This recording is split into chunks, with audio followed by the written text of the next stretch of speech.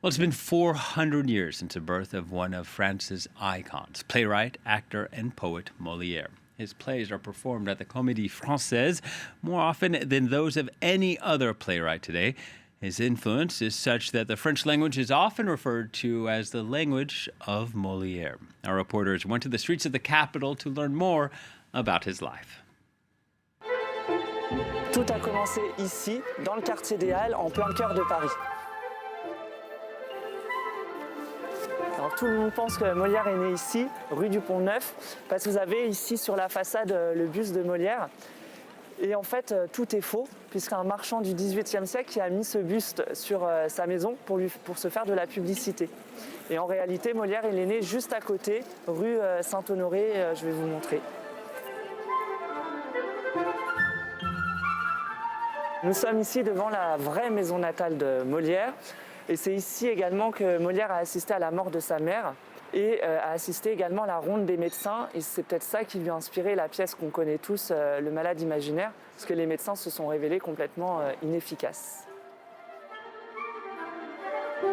Molière va rencontrer la famille Béjart, qui est une grande famille de comédiens. Et c'est avec cette famille qu'il va commencer à jouer lorsqu'il a une vingtaine d'années.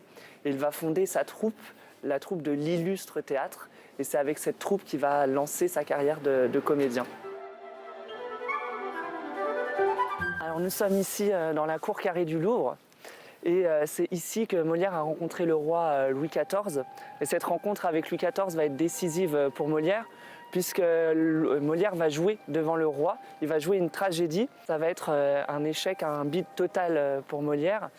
Et Molière va avoir le culot de proposer au roi une pièce de sa création, Le Docteur amoureux. Et là, c'est un succès. Le roi va rire. Et c'est ce qui va lancer sa carrière. Le roi Louis XIV décide de faire de Molière et de sa troupe une troupe royale. Donc la troupe de Molière devient troupe royale en 1665 et cette troupe va venir s'installer ici, au Palais Royal. Et c'est ici que Molière et sa troupe vont jouer les plus grands classiques de Molière, et notamment Le Tartuffe en 1669. Il met en scène un faux dévot, Le Tartuffe. Cette pièce ne plaît pas du tout à l'Église et cette pièce va être plusieurs fois censurée et Molière va mettre 5 ans avant de pouvoir la jouer ici au Palais Royal. Ça va être son plus grand triomphe à Paris.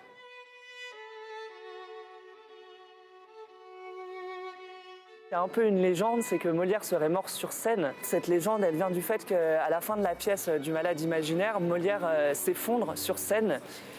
Et à ce moment-là, il est ramené chez lui d'urgence.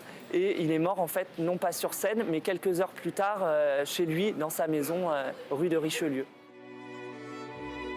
Après sa mort, ça va être un peu compliqué pour sa troupe, puisqu'une partie de ses comédiens vont quitter la troupe pour rejoindre la troupe rivale de Molière, les comédiens de l'Hôtel de Bourgogne. Mais le roi va décider de mettre fin à ces rivalités en fusionnant les deux groupes. Ça va être la naissance de la Comédie Française que l'on va baptiser ensuite la Maison de Molière.